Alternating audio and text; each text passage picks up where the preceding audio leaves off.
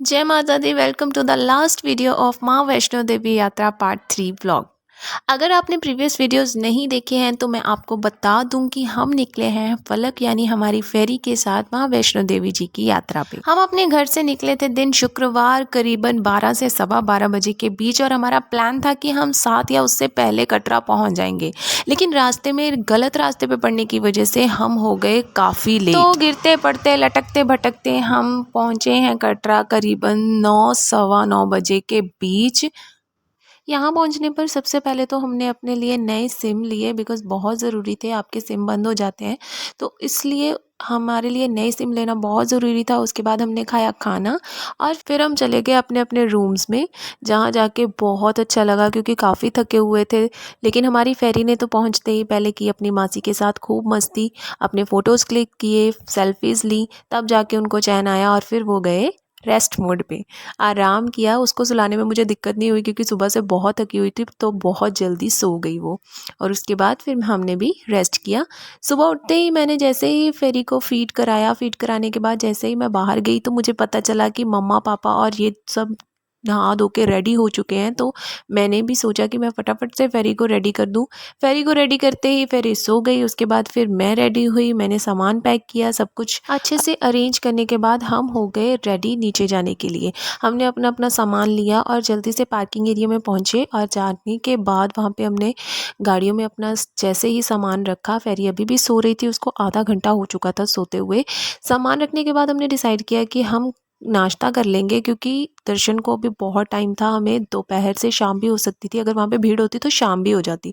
तो पहले नाश्ता करने का डिसाइड किया कि नाश्ता करने के बाद ही हम सुबह के 9 बज चुके थे। जब तक हम रेस्टोरेंट में पहुंचे तब तक हमारी फेरी भी उठ गई थी। जब तक डिसाइड हो रहा था कि क्या खाना है क्या नहीं खाना, तब तक मैं सोच रही थी कि मैं फेरी के लिए कुछ बना दूं ताकि वो कुछ सॉलिड खा पाए, क्योंकि सुबह से जब से वो उठी थी तब से उसने मिल्क ही लिया था और रास्ते में मैं जानती थी कि उसको सॉलिड देना थोड़ा सा डिफ़िकल्ट हो जाएगा मेरे लिए। इसलिए मैंने सोचा कि यहीं पे मैं उसको कुछ सॉलिड बना के खिला दूं ताकि उसको रास्ते में भूख बहुत ज़्यादा तंग ना करे, क्योंकि रास्ते के लिए तो दूध साथ में रखा हुआ था तो मुझे बहुत ज़्यादा दिक्कत नहीं आती, मैं उसको एक आध बार दूध पिला देती जब तक हम वहाँ पहुँचते। तब मैं डिसाइड नहीं कर पा रही थी कि मैं उसे क्या खिलाऊँ। फाइनली मैंने उसके लिए सूजी की खीर बनवाई, जो मैं उसको अभी खिलाने वाली थी, लेकिन जब तक सूजी की खीर बन के आती तब तक फेरी ने हमारे नाक में दम कर दिया था। वो बहुत ही मस्ती कर रही थी और मुझे तंग कर रही थी। मुझे ऐसे लग रहा था कि कहीं वो गिर ही ना जाए, क्योंकि जब आप घर से दूर होते हो तो आपको इन चीज़ों का बहुत ध्यान रखना पड़ता है। यहाँ पे इसकी मस्तियाँ तो ख़त्म ही नहीं हो रही थी। एक बार तो टेबल में मुँह लगने ही वाला था और हम इतना डर गए क्योंकि यहाँ पे एंगल भी ख़राब हो गया कैमरा का इस वजह से, क्योंकि उसको चोट लगने वाली थी। लेकिन जो हमारी मस्ती है, हमारी ज़िद है, वो ख़त्म ही नहीं हो रही थी। इस वजह से मम्मा को उसको अपनी गोद में लेना पड़ा क्योंकि वो मुझसे हैंडल ही नहीं हो रही थी। घर से ही मैंने जो सूजी थी वो भून के रख ली थी और शक्कर अपने साथ ले ली थी, तो यहाँ पे आके हमें ज़्यादा दिक्कत नहीं हुई। हमें जस्ट इसमें थोड़ा सा गर्म दूध मिलाना पड़ा, थोड़ा तेज़ गर्म दूध, और ये खीर रेडी हो चुकी थी। जैसे ही खीर बन के आई मैं कोशिश कर रही थी फेरी को खिलाने की, लेकिन पहले पहले तो उसने बहुत नखरे किए, बहुत आनाकानी, लेकिन फिर कुछ देर नखरे करने के बाद हमारी फेरी ने खीर खाना फाइनली स्टार्ट कर दिया।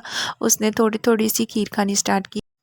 मुझे ये था कि अगर वो हाफ़ प्लेट भी खा लेती है तो कम से कम अपने रूम्स तक पहुंचने तक उसको थोड़ी राहत रहेगी और मुझे भी बहुत ज़्यादा टेंशन नहीं होगी उसके खाने पीने की या उसकी भूख की। 10 ऑलरेडी बज चुके थे और 10:30 बजे हमारा रिपोर्टिंग टाइम था। हमें पूरे 10:30 बजे हेलीपैड पहुंचना था। वहाँ पर पहुँच के जितनी भी फॉर्मेलिटीज़ थी उसके बाद ही हमारा फ़्लाइट का टाइम डिसाइड होता। तो फेरी को फीड कराने के बाद फटाफट से हमने अपना नाश्ता फिनिश किया। हम जिस होटल में रुके थे हमने उसी होटल के रेस्टोरेंट में नाश्ता किया था। सर्विस बहुत अच्छी थी और यहाँ का नाश्ता भी बहुत अच्छा था। हमने आलू के पराठे ऑर्डर किए थे जो कि बहुत ही टेस्टी थे और हम सब ने अपना नाश्ता बहुत एंजॉय किया। लेकिन खाने की टेबल पे ये परफ्यूम क्या कर रहा है मुझे ये नहीं समझ में आ रहा है। To add a little more fragrance in the food. नाश्ते के बाद पूरे 10:30 बजे हम पहुंच गए थे कटरा हेलीपैड, जहां पे जाके हमने सारी फॉर्मेलिटीज़ पूरी की है, जो भी फॉर्म्स वगैरह उन्होंने देखने थे वो देखे। और उसके बाद हम पहुंच गए वेटिंग रूम में, जो कि यहाँ से थोड़ा सा दूर था, जिसके लिए आपको बाकायदा यहाँ पे एक टैक्सी अवेलेबल है जिसमें आप वेटिंग रूम तक पहुँच सकते हो। वेटिंग रूम में हमें काफ़ी देर वेट करना पड़ा, लेकिन यहाँ पे हम बिल्कुल भी बोर नहीं हुए क्योंकि हमारी फेरी जो है उसकी शरारतें लगातार चलती जा रही थी। फ़्लाइट के लिए हमें 3-3 मेंबर्स के ग्रुप में डिवाइड कर दिया गया। चूँकि हम 7 मेंबर्स थे तो इसलिए मेरे पापा जो थे वो अकेले अलग फ़्लाइट में आएंगे, इसलिए उनको पीछे ही रुकना पड़ा। तो यहाँ पर जब हम वेटिंग रूम में थे तो कम से कम आधा से 1 घंटा हमें लग गया फ़्लाइट की वेट करते हुए। मैं, मेरे मम्मा और मेरी सिस्टर एक फ़्लाइट में थे और उसके बाद फेरी के पापा, दादी और मामू एक साथ आएंगे। यहाँ पर मुझे फेरी का काफ़ी डर लग रहा था क्योंकि वो बहुत छोटी है फ़्लाइट के लिए और यहाँ पर इतनी हवा थी कि मैं तो बस उसी के बारे में सोच रही थी कि जब उसकी फ़्लाइट का टाइम होगा तो वो कैसे रिएक्ट करेगी, क्योंकि that was the first time कि फेरी फ़्लाइट में जा रही थी। और फिर ये आई हमारी फेरी की फ़्लाइट, क्योंकि हम उससे पहले आ गए थे और मैं उसके वेट में यहाँ खड़ी थी और सोच रही थी कि पता नहीं उसका क्या रिएक्शन होगा, लेकिन वो बहुत खुश थी। थोड़ा-सा डरी हुई थी, काफ़ी देर तक तो वो वैसे ही चुप ही रही लेकिन थोड़ी देर बाद वो ओके हो गई थी और उसके बाद हम पहुँचे अपने रूम्स में। That is my favourite part, because जो रूम्स थे ना बहुत ही ब्यूटीफुल थे, मुझे बहुत पसंद आए। पहली बात तो हमने सोचा था कि 1 बेडरूम रूम होगा, लेकिन जब हम रूम्स में पहुँचे तो हम 2 बेड्स देखकर पहले ही हैरान हो गए। चलो 2 बेड्स तो बहुत अच्छे थे, लेकिन सफाई भी काफ़ी अच्छी थी। बाथरूम्स की बात अलग होती है, वो तो मुझे कम ही पसंद आते हैं, लेकिन ठीक था, बाथरूम भी बहुत अच्छा था। अब आ रहा है द बेस्ट पार्ट भाई, ये सबसे बढ़िया चीज़ थी। जब मैंने बालकनी का दरवाज़ा खोला तो मेरी आँखें फटी की फटी रह गई। इतनी प्यारी बालकनी थी और काफ़ी ज़्यादा स्पेस था बालकनी में और हमारी फेरी पहले ही जाकर वहाँ पे एंजॉय कर रही है, व्यूज़ देख रही है। लेकिन जो सबसे बेस्ट चीज़ थी उसके बारे में अगर मैं आपको बताऊँ तो मैं तो मतलब इतनी खुश थी उस चीज़ को देखकर, क्योंकि यहाँ हमारी बालकनी से दिख रहा था वो व्यू जिसके लिए हम यहाँ आए थे और ये बहुत ही प्यारा लग रहा था। यहाँ से माता रानी का भवन देखकर मतलब अलग ही वाइब आ रही थी, इतना अच्छा लग रहा था ना मुझे। तो मैं तो कितनी देर खड़ी होकर इस चीज़ को देखती रही, निहारती रही। बार बार जाके मैंने वीडियो बनाया और देखा कितना सुंदर लग रहा था मुझे। यहाँ के लोगों से ना एक बार तो जेलस भी होने लगी कि कितना अच्छा लगता होगा जिनको सुबह सुबह यहाँ माता रानी के भवन के दर्शन करने को मिलते होंगे। बहुत ही प्यारा लग रहा था। यहाँ से हमें जो ट्रॉलीज़ थी वो भी दिखाई दे रही थी जो ऊपर भैरव जी के भवन तक जाती हैं। तो पूरी बालकनी का व्यू लेने के बाद, चारों तरफ वीडियो बनाने के बाद मेरी नज़र पड़ी हमारी बालकनी की खिड़की पे जो कि खुली थी, जिस वजह से हमारे रूम बहुत ज़्यादा ठंडे हो रखे थे। पहले तो मैंने उस विंडो को बंद करा, उसके बाद मैंने अंदर जाके सारा चेक किया ताकि कुछ और भी अगर ओपन दिखाई देता है तो मैं उसे बंद कर दूँ, क्योंकि ठंड बहुत ज़्यादा हो रही थी। और जैसे ही अंदर पहुँचे यहाँ पे पेट पूजा स्टार्ट हो चुकी है। कुछ देर पापा का वेट करने के बाद उनके आते ही हमने स्टार्ट किया माता रानी के भवन तक का सफ़र, जो कि हमारे रूम से कुछ ही दूरी तक था।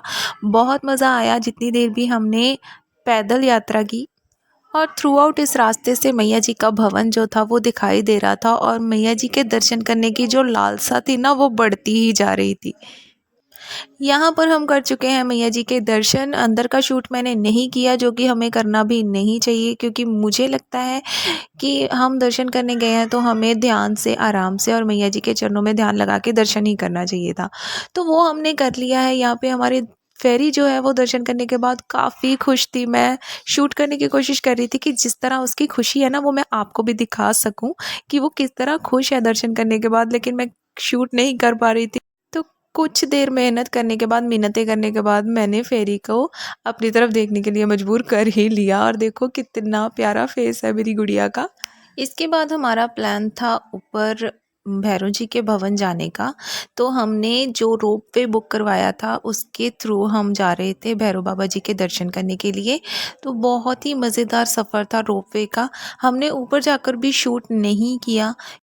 हाँ, आते जाते हुए रोपवे में मैंने ज़रूर शूट किया, क्योंकि वो इतना प्यारा सफ़र था ना, जब आप ट्रॉली में होते हो ना और नीचे बहुत अच्छा व्यू दिखाई देता है। और हमारी फेरी बीच बीच में काफ़ी डर गई थी, लेकिन बीच बीच में शरारतें उसकी फिर से चालू हो गई। वो मेरे पास भी आना चाह रही थी इसलिए, क्योंकि वो काफ़ी डरी हुई थी आसपास भीड़ देखकर।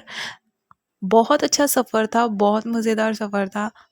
हम मत्था टेक चुके थे मैया जी के भवन पे भी और उसके बाद हम मत्था टेक चुके थे भैरव बाबा के भवन पे भी। माना जाता है कि मैया जी के भवन के बाद अगर आप भैरव जी के दर्शन नहीं करते हो तो आपकी यात्रा सफल नहीं होती है। तो हमने अपनी यात्रा कर ली थी यहाँ पे कंप्लीट। उसके बाद हम जा रहे थे अब अपने घर, लेकिन उससे पहले हमने सोचा कि हम खा लेंगे खाना, क्योंकि हमने सुबह का खाना खाया हुआ था। तो दर्शन करने के बाद सबसे पहले हमने खाना खाया और अगले दिन सुबह-सुबह हमने फटाफट से रेडी होकर अपना सामान किया पैक और मैया जी को किया गुड बाय। बालकनी का व्यू फिर दोबारा से एक बार मैंने लिया। मुझे बहुत ही अच्छी लगी वो जगह जहाँ पे खिड़की खोलो और सामने आपको मैया जी का भवन दिखाई दिया हो। मैं तो ये सोच रही थी कि अगर मेरा घर होता ना तो मैं यहीं पे बैठी रहती सारा दिन और यहाँ से मैया जी को देखती रहती। तो बाय करने का मन तो नहीं कर रहा था, लेकिन यहाँ से अब हमें जाना पड़ेगा। अब हम यहाँ से जाकर अपने घर जाएँगे और वहाँ पर हम करेंगे मैया जी की कंजकें।